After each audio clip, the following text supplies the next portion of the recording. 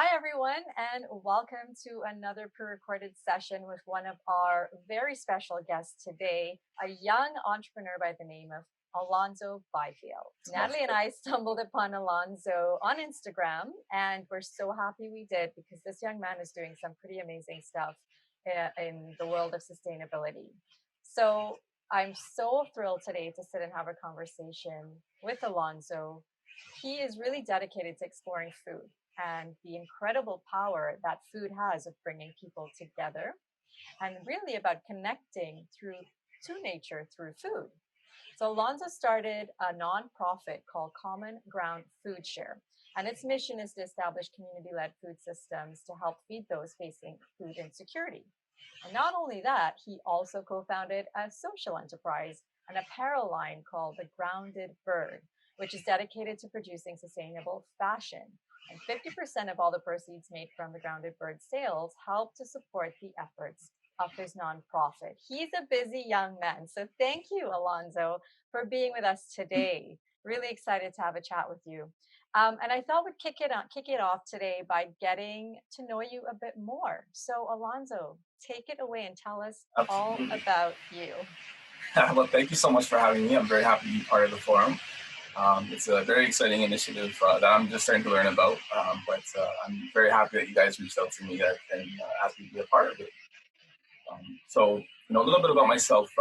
In 2016, I walked away from my profession. I was actually in the financial industry, up and coming manager, making my way through the ranks, and became disillusioned with the industry that I was in, and through my process realized that food was the direction that I wanted to go in. It just made more sense to me. I won't go into too much detail about it, but essentially, it's when I think about how humanity is functioning, food just seemed like a solution.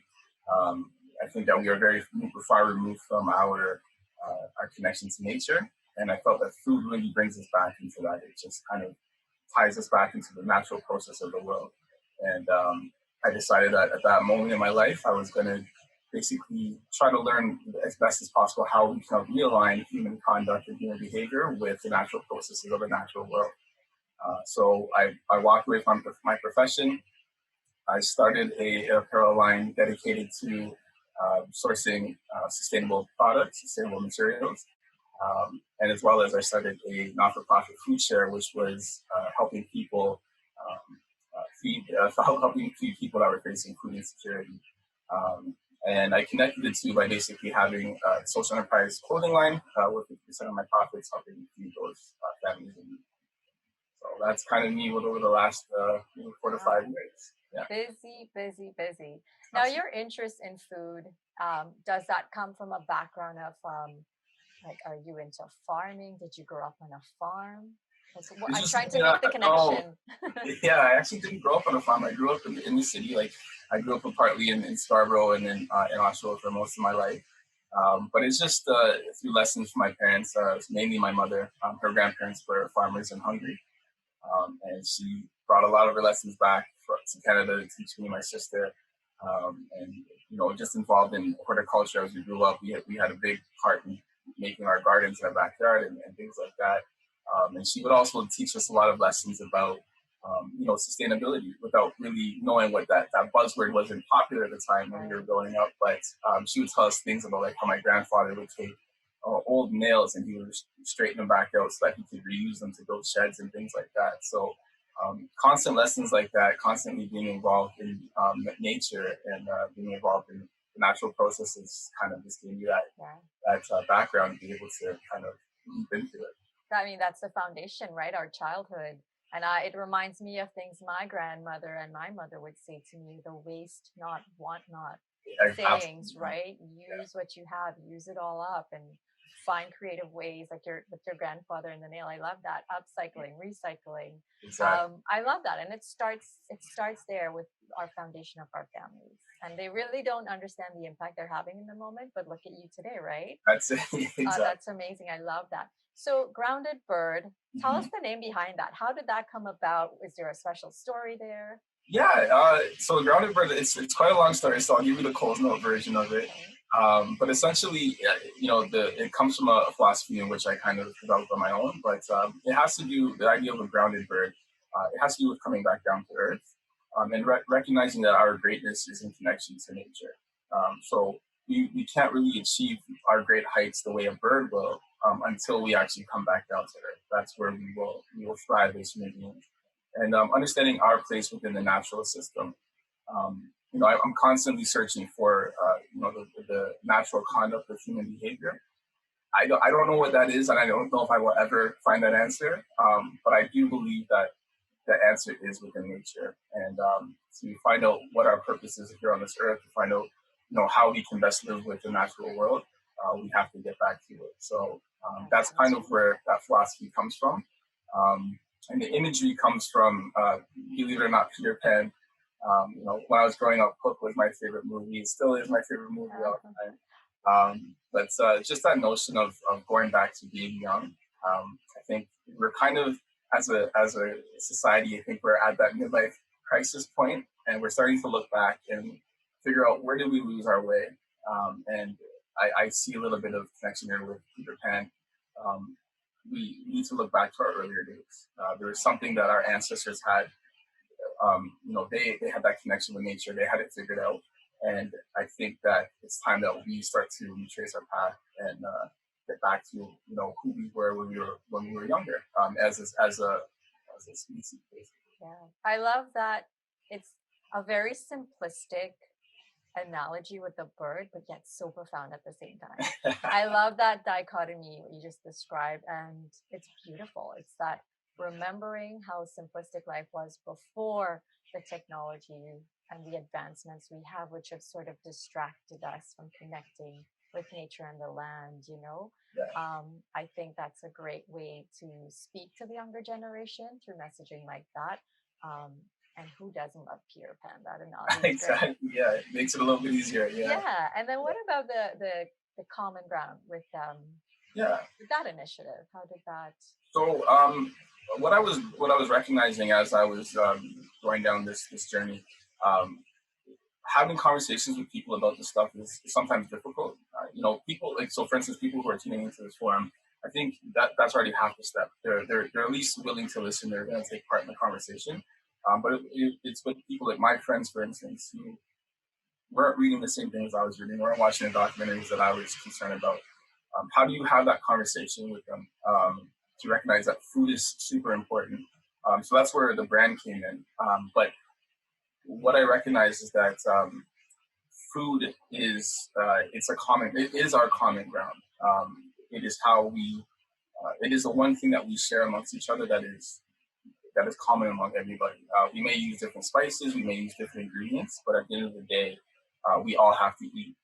And I think it's not only a catalyst to that conversation. It's not only will it bring you to the table, but um, it actually serves as the solution to the problem.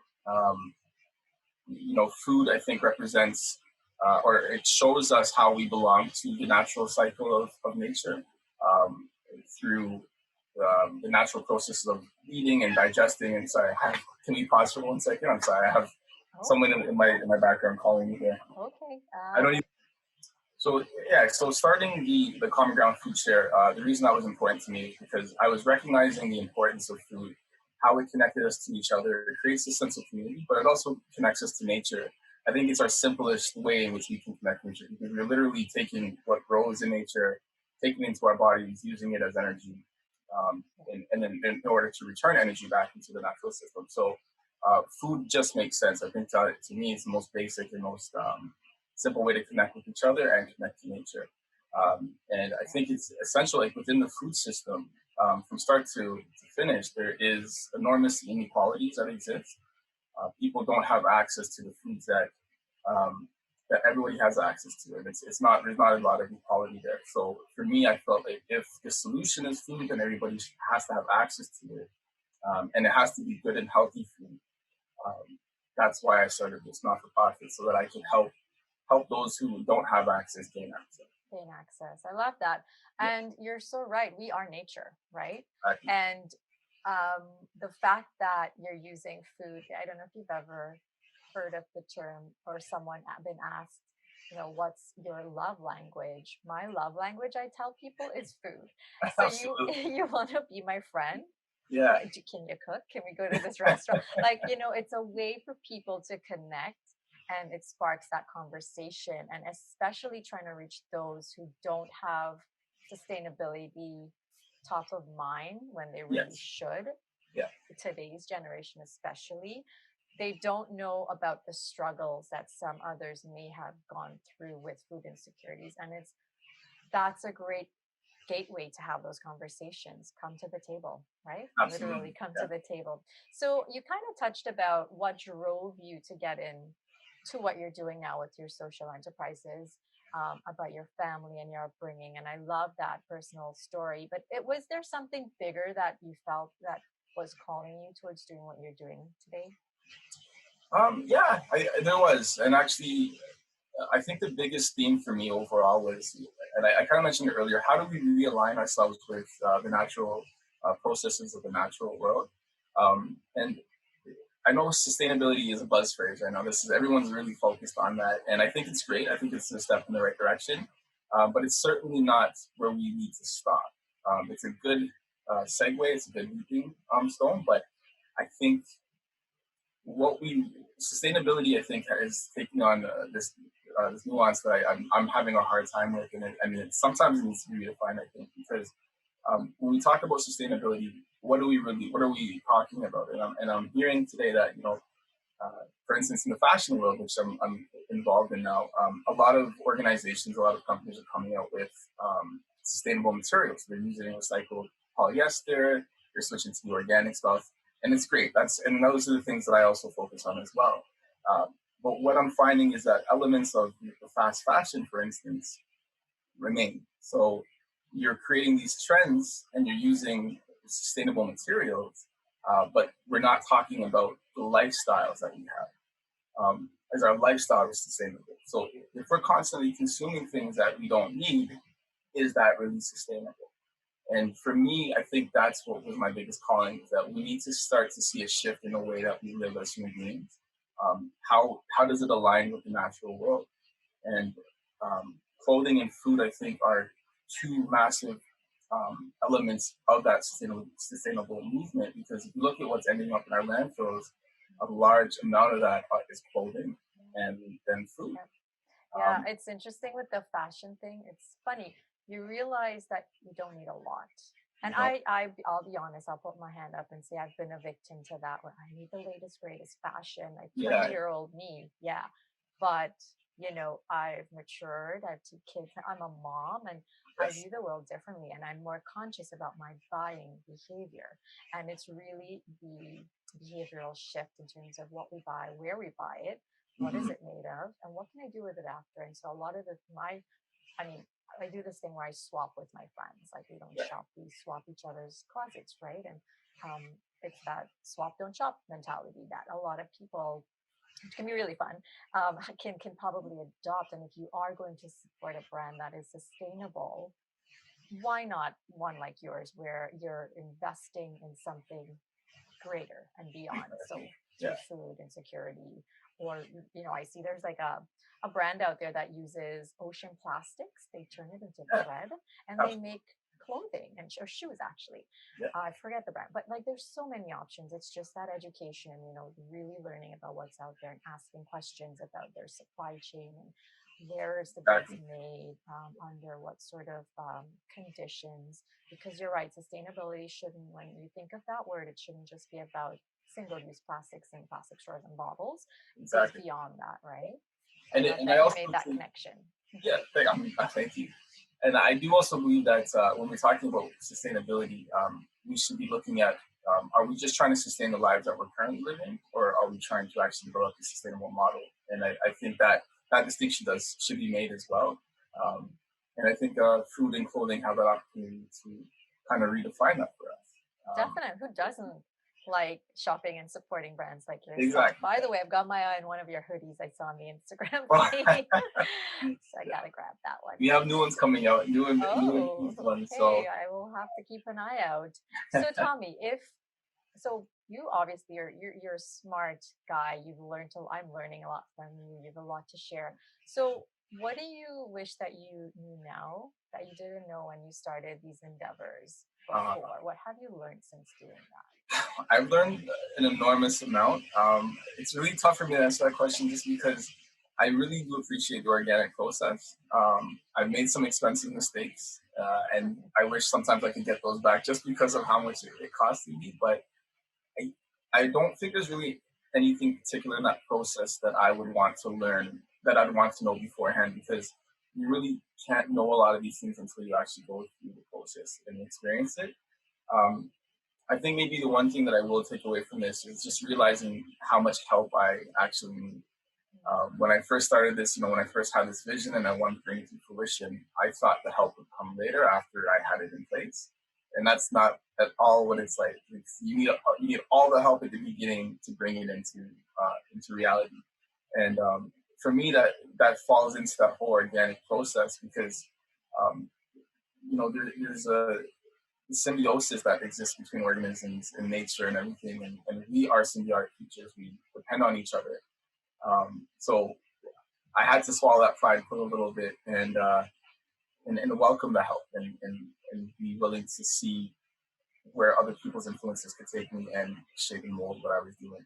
Yes, and like at TSCF, we like to say that collaboration is one of our key pillars because we cannot do it alone, and we recognize that. Like, you sometimes have to make those mistakes and stumble to learn it, right? Yes, But we can only create a movement with talking about sustainability. Let's bring it back here for a second to the events industry.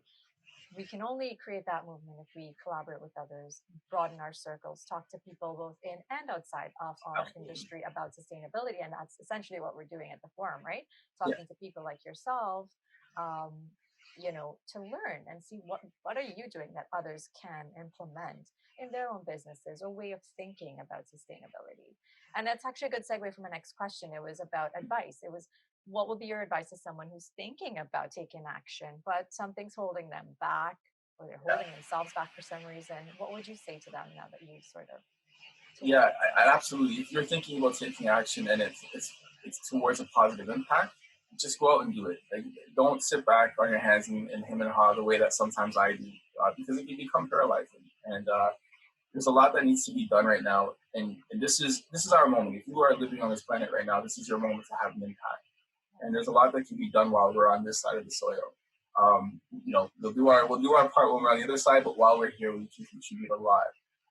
And I would say, don't be afraid to go out and get your hands dirty, get involved. But what I would say is anything that you're going to take on, especially when it comes to the sustainable movement, uh, use nature as your model. Um, how is nature set up, and how does what you want to do fit into that? Uh, it's a broad topic, so I don't know how much I can go into right now. But you know, don't expect things to happen overnight. Nothing positive in nature happens instantly. Life takes time. Great things take time. So appreciate the journey and learn from it. Um, One thing I will say um, outside of that though is, and this is where I may lose a few people. Uh, don't do things strictly for money. For the economic point of view. And I know that may sound silly. I'm not saying do it for free. Everybody has to make a living. So obviously that's not what I mean. But what I mean is that to me, money I think is a byproduct of excellence. So if you're gonna do something, do it very well. Do it because you love it, and do it because it's having a positive impact on those around you and on the planet. And what you'll find from that is money will follow naturally from it. Yes, Um, follow your passion. and, exactly. and and be there's something to be said about sincerity as well in doing something right for the right reasons. Yeah, Yeah, I love that answer because it resonates, and I think it will resonate with a lot of our audience too. Doing things for the right reason, yeah. um, and you will get that back tenfold, right? I And think so. nature Yeah, nature takes time. It's kind of like our seasons, right? There's change, but each change is beautiful in its own way, and I kind of like that analogy the Four Seasons, because if you bring it back to like a business, let's say a lot of our listeners too, or viewers are entrepreneurs. They own their own event management companies, let's say. Not Right. easy being an entrepreneur, and then there's the highs and the lows, much like with nature, there's the highs and the lows too. So I love that you brought those two together. So that was Absolutely. some great advice, and you kind of answered the next question, which was going to be around what your climate, or I guess I should say, what would be your climate action advice Yeah. that you would like to give to our audience, keeping in mind they are events professionals, planners, supply on Yeah. both this planners and supplier side. What can they do to help further this movement? Absolutely. And so I'll do my best to kind of get within that industry because I'm not, to be honest with you, I'm not really part of it thoroughly. Like I have been involved in event planning in my past life, but now I'm not that much involved. So I'll try to get inside your world a little bit. But I think one of the biggest things that I've noticed from these events is that a lot of these venues don't compost, and I think that is it's massive. Composting has enormous benefits to our planet, to ourselves, to our food, and I think it's a very simple initiative that can be taken on, especially when you consider how much waste is coming from these places. So I think if you are an event planner and you're looking to use a venue, ask that question: do you guys compost? Are you composting on site? And that's even better because trucking it away has its own set of issues. But if you're composting on site, and that's it's excellent. It's a very green initiative. So I would say that's one thing. The obvious solution, obviously the obvious answer, I think, is the materials that are being used. So are you using single use plastics, or are you using materials that can be reused and things like that? So I think that's a little bit more of the obvious one, but a lot of venues are already going in that direction.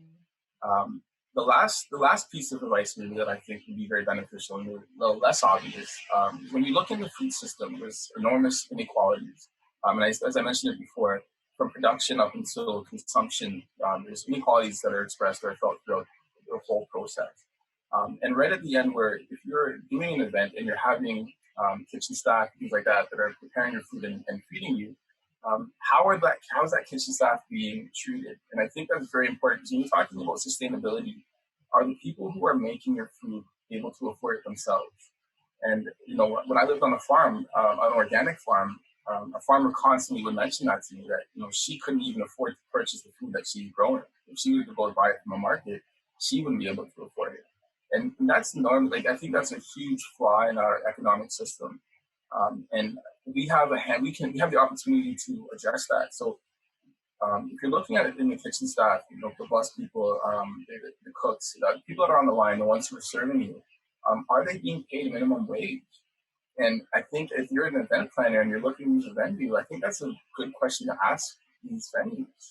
And I think it's an important question to ask and an important conversation to have because if your own staff is not being treated equitably, um, do you want to do business with these people? Because that is I not sustainable in Yeah, itself.